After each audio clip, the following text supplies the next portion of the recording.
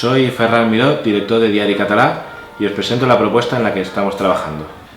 Diari Català surge de la idea de recuperar el periodismo perdido, enfrentándose a la verdad, sin tabúes políticos y sin silencio mediático. En Diari Català nos gusta dar un punto original e inédito en nuestros artículos, como podéis ver aquí, en la sección de motor, la cual, aparte de seguir todas las noticias del mundo de la competición, probamos tanto los coches como las motos. ¿Qué idea tenías cuando empezaste con el proyecto?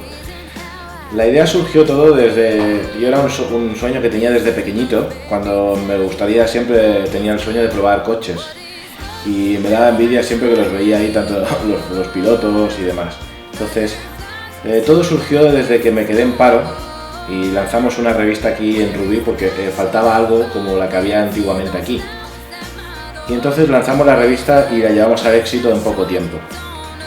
Entonces luego hubo un pequeño periodo que dijimos ¿por qué no aumentamos y hacemos algo para toda Cataluña?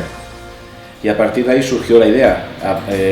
Fue un salón, fuimos a un salón de la moto de Barcelona, fue el primero que se hizo, y a partir de ahí la gran aceptación que tuvimos pues nos hizo desembocar entre hablar con uno, con otro y demás, pues todas las ideas desembocaron en lo que hoy estamos, que es Diari Català. Queremos agradeceros la confianza en nuestro proyecto y ahora, para seguir creciendo, necesitamos vuestra ayuda.